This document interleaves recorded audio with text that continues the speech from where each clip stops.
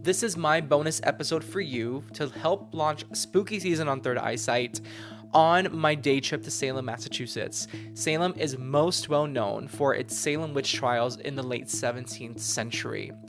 I share about my day trip to Salem with my best friends Alex and Natalie Namaste, and I think it's just such a great way to help launch the spooky season in October.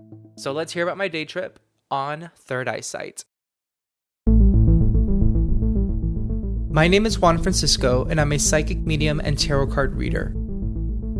I've always been curious about the supernatural, the paranormal, and psychic abilities, and I'm here to share my stories and interview folks who want to share their own stories with us. Let's get to it.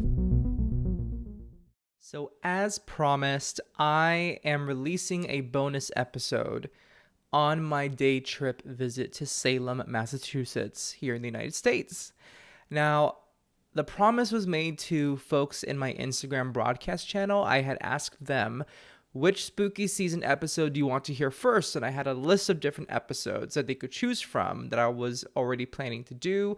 I just wanted their input on which one first they wanted to hear on Third Eyesight. And the majority of them chose my Salem day trip.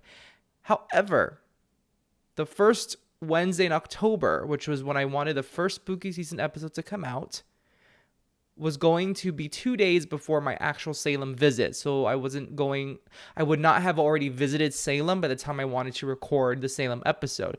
So the last episode was on angel numbers, and I decided, well, let me do this day trip to Salem, and I'll release a bonus episode and still make this one of the first two spooky season or October episodes. And this will be like a extra first episode, quote unquote, in between episode to still kick off spooky season. So I'm sorry for the mix up, but as promised, this is a bonus episode focused on my day trip to Salem.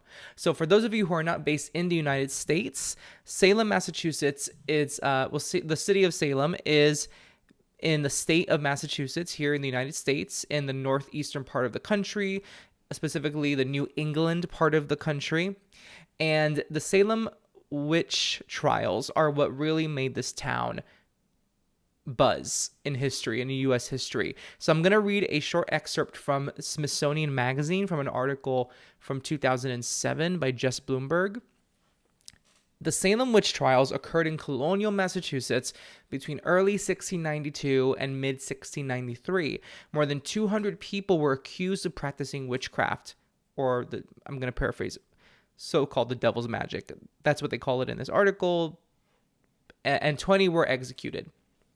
In 1711, colonial authorities pardoned some of the accused and compensated their families, but it was only in July 2022 that Elizabeth Johnson Jr., the last convicted Salem quote-unquote witch, whose name had yet to be cleared, was officially exonerated. Since the 17th century, the story of the trials has become synonymous with paranoia and injustice. Fueled by xenophobia, religious extremism, and long-brewing social tensions, the witch hunt continues to beguile the popular imagination more than 300 years later. Now, I had learned about the Salem witch trials through Arthur Miller's play, The Crucible, which is a very famous, well-known play, and it's a really great play. And the reason that he wrote the play The Crucible was, from what I learned, in response to McCarthyism in, I believe, the 1950s. And this is why. During the Salem witch trials, it seemed to be, according to Arthur Miller's play and some other things I read in history class and English class, it seemed to be that the way they determined if someone was a witch is, well, they would tell somebody, you're accused of being a witch. Prove to us that you're not a witch.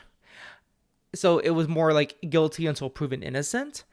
And I believe that there's this old saying that the way they would check if someone was a witch is that if they would tie rocks to somebody and then put them in the river, and if they drowned, they weren't a witch. And if they rose to the top, they were a witch, if I'm remembering that correctly.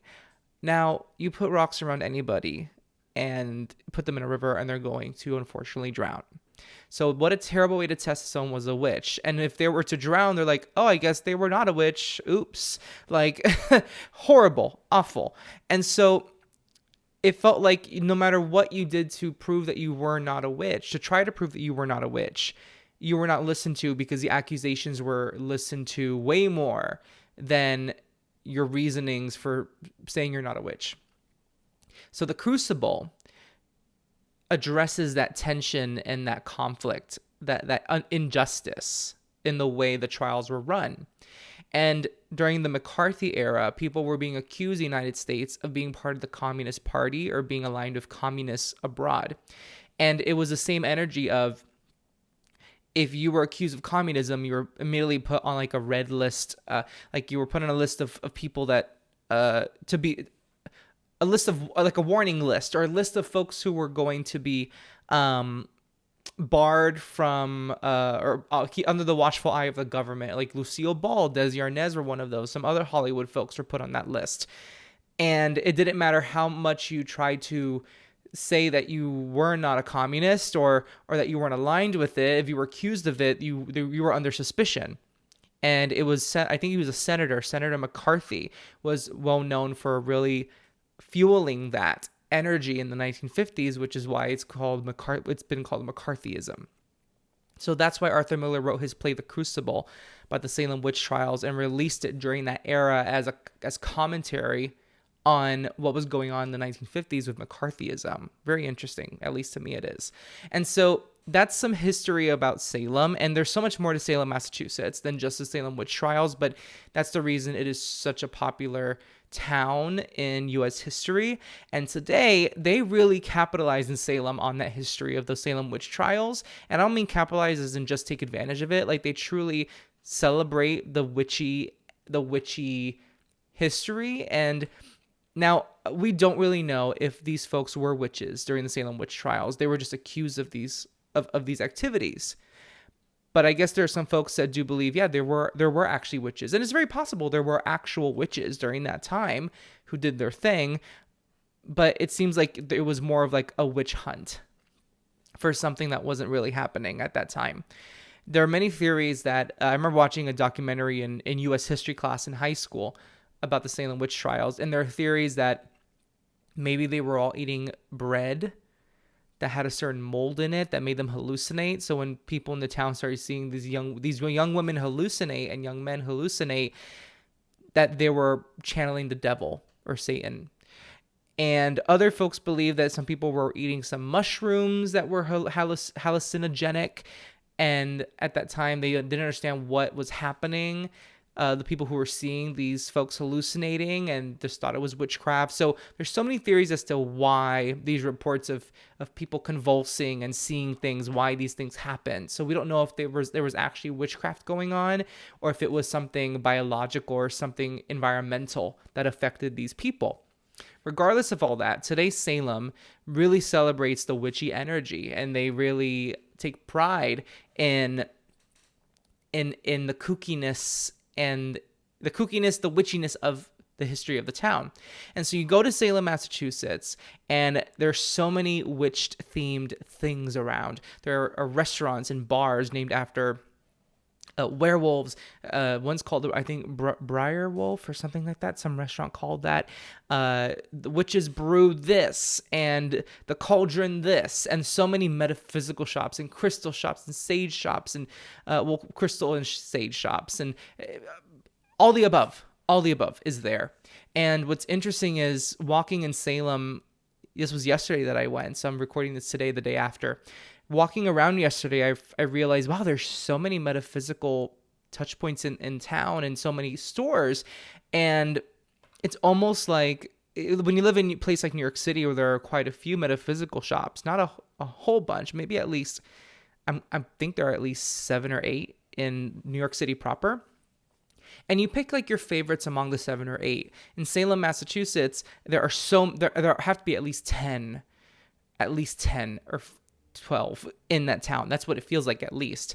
And they all offer very similar things. Some have different vibes, some specialize in certain things, but you feel like you have different places to go to based on what you want. Whereas in New York City, they're all pretty similar, save for a few very important exceptions. So it's so cool to be in a town where it's kind of like the norm to have these kinds of shops around. So that was cool. So I'm going to quickly walk through how my day went. So it was a road trip. I went with my two best friends, my best friend Alex, as well as my best friend Natalie, who goes by Natalie Namaste on Instagram. Give her a follow. She's Natalie with 2 E's at the end, Namaste, because that's what Instagram allowed her to use as a username. She's great. And so she is just obsessed with Salem, Massachusetts, and she loves going. And 2 weeks ago, they both told me they were going for the day, and I thought, oh, I really want to go. And they said, like, oh, well, come with us. But honestly, I invited myself before they said that. So I said, I'll take the day off and I'll go. So at the very last minute being 2 weeks ago, I decided I'm taking a Friday off and going with them to Salem, Massachusetts for the day. So we left New York City at around 6:30 or 7 a.m. And we were there in Salem from maybe 11 a.m. until 7:30 p.m. And it was a 3.5 hour drive from New York City and back to New York City one way, each way. And while we were in Salem, the first thing we did, we went to go get pizza at I think it's called the Flying Saucer. Delicious pizza, and they're known for their pickle pizza. Now, when I heard that there is something called pickle pizza, I was like, that sounds nasty. That sounds weird. But they said, just try it. And I did, and it was actually really good. Really good. After the Flying Saucer, we went to a couple metaphysical shops, as well as a coffee shop. We went to Enchanted, which is a gorgeous shop in Salem, and it is queer owned. It is owned by I believe, or maybe it's queer managed by a gay couple. I believe they own it as well. It had been opened by a witch who is now in her senior years, and I think she has handed it over to this couple to manage the store and really take a lot of leadership roles in the store. Amazing, gorgeous store. Got myself a Gemini tote bag. We also went to a place called, I believe it's called Artemisia. I'm going to actually look it up. Artemisia or Artemisia Botanicals. It's like Artemis with Artemis IA at the end, Artemisia Botanicals. Really lovely little store. I got a tarot reading done there. I got a 30-minute reading with someone named Mary. She was really awesome. So if you're in Salem, Massachusetts, go to Artemisia Botanicals and get a tarot card reading with Mary, or a tea leaf and tarot reading with AJ. They were really great. My friends Alex and Natalie got readings with AJ and Mary also. I had Mary, and I think Natalie had AJ, and my friend Alex had Mary as well. And we had pretty nice experiences with our readings. And after Artemisia, we went back and forth to Artemisia because we had readings at different times, but we also got some coffee at, I think it's called Jaho, Jaho. It's a really cute coffee shop. The baked goods look really nice. And my coffee, I like my coffee. I got an iced mocha. And it was really good. And the setting was just really lovely. It felt just so cozy. And then after that, I don't know if we did our readings after that at Artemisia, but we did go to a haunted house. I believe, according to this haunted house, they said it's the last remaining haunted house with live people in it, where people jump out at you and stuff. I had never done a haunted house before, and this one was... Now, when I say haunted house, let me reframe this. I've been to haunted places and haunted houses, like paranormal investigations. When I say haunted house, it's like the theatrical... They're putting on a show for you, haunted house. People are jumping out and scaring you. Things are popping up, So it was one of those. I'd never done one of those. I've been always too afraid of them. And in this one, I was definitely really scared. I'm glad I did it with Alex and Natalie. I was the last one behind them, following them as they were going into pitch darkness. And it was really funny. I do not like being out of control in a place, like in a room, especially if it's almost pitch dark. Things are jumping out at me. I don't like that crap. But I did it because I thought, what the hey, let's do it. I'm in Salem. It's almost Halloween. And the both of them told me that was like nothing compared to haunted houses they've been through that are truly terrifying. So maybe one day I'll do one of those really uber terrifying, very large haunted houses, performative haunted houses, but I don't know. We'll see. And then after that, we went back into like the heart of the town because the haunted house, Artemisia and Enchanted, they are not in the center of Salem, but they're like a little bit, like maybe like a 5-minute walk from the center. So we went back to the center of town and we went to a couple more metaphysical shops. I'll be honest, there were 2 metaphysical shops that we went into that felt more like town gift shops. And I literally told Alex, I said, this feels like a 7-Eleven, but like New Age. And for those of you who don't know what a 7-Eleven is, a 7-Eleven is like one of our big chain gas station convenience stores. I didn't like the vibes.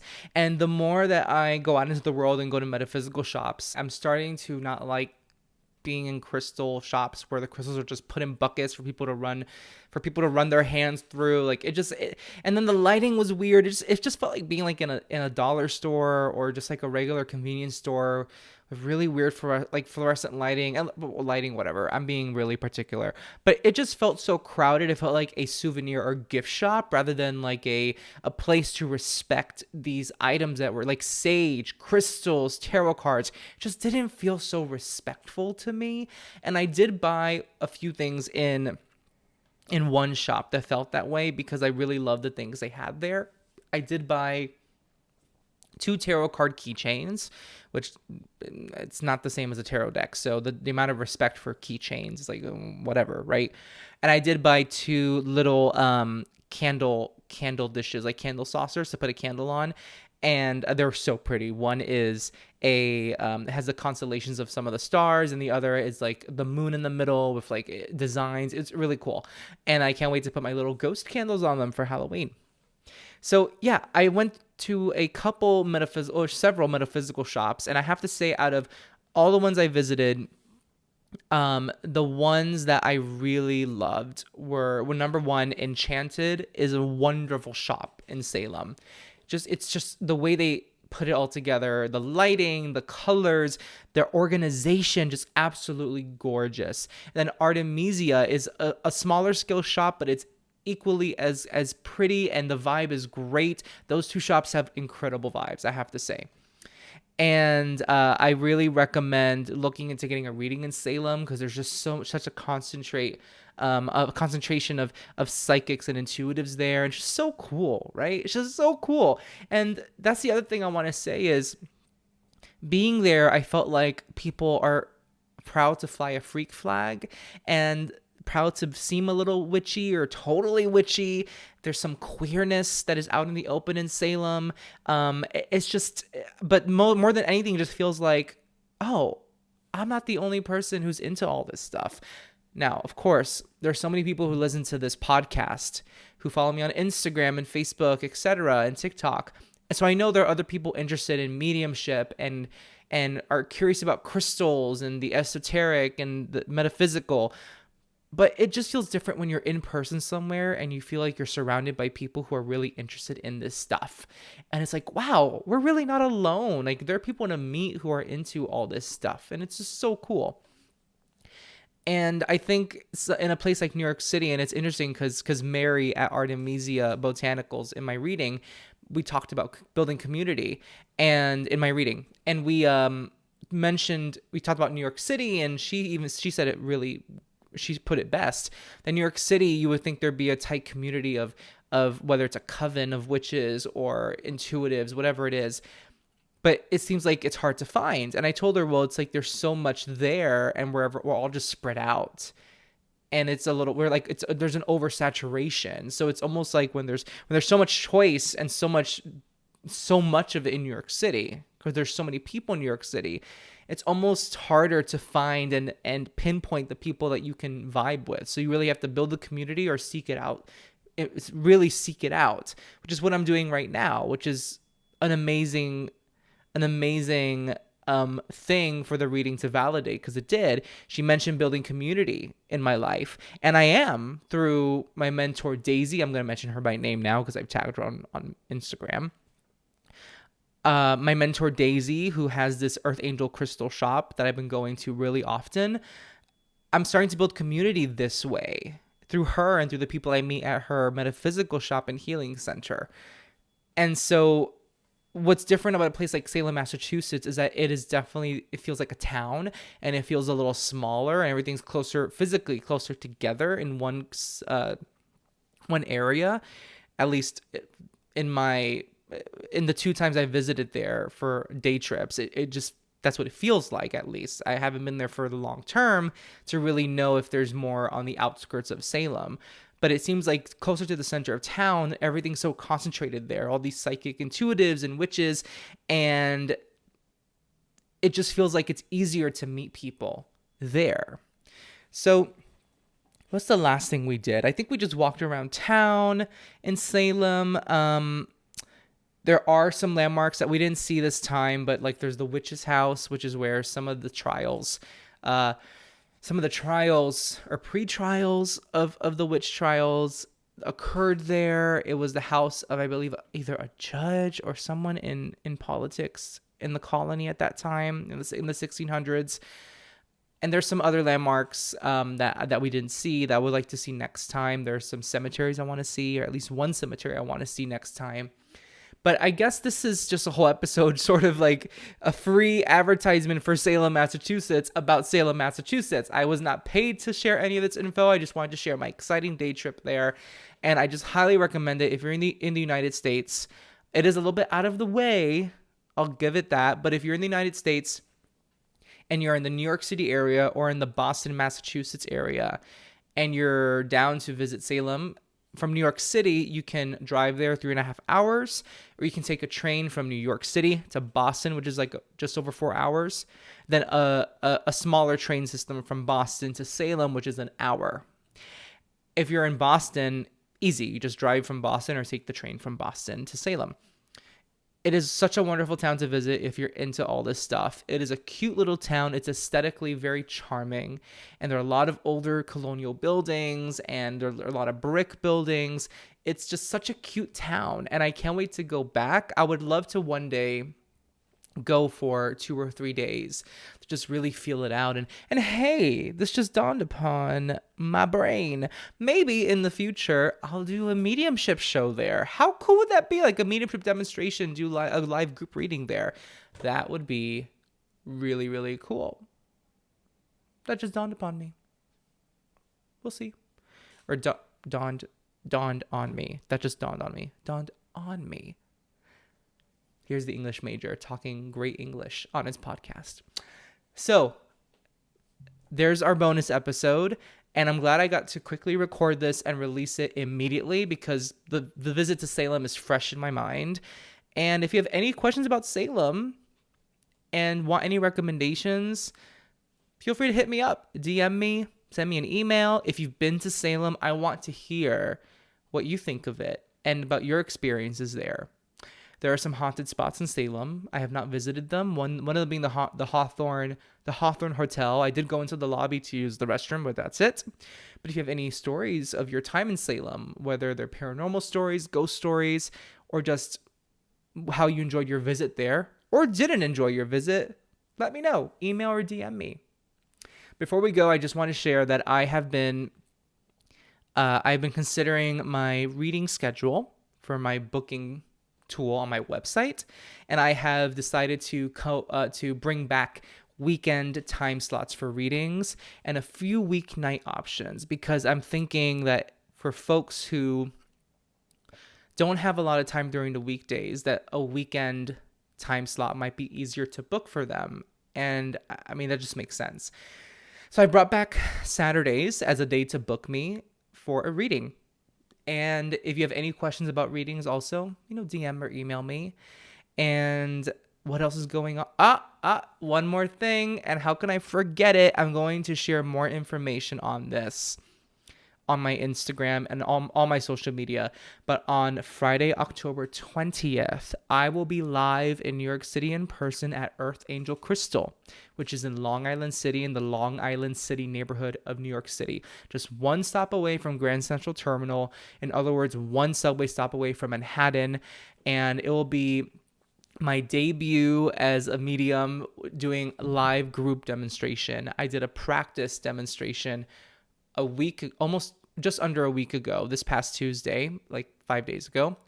And it went really great. And that was a practice run with some folks that the owner of the store, my mentor Daisy, some folks she knows. But this time on Friday, October 20th, it will be the real deal, me in front of an audience of maybe 15 to 20 people doing mediumship and doing readings for a portion of that group of people. So if you're interested in getting a ticket for that event to come see me live in New York City, you can check out the link in the show description of this podcast episode. So thanks for listening to this bonus episode of Third Eye Sight on Salem, Massachusetts. Did I say that right? Salem, Massachusetts. It's Saturday, y'all. I need to rest.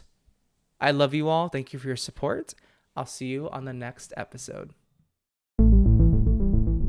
If you have a question or topic you want me to cover on Third Eye Sight, head to my website, juanfranciscospirit.com/contact, and send a message my way. If you really enjoyed this episode, leave a review wherever you listen. I'd really appreciate it.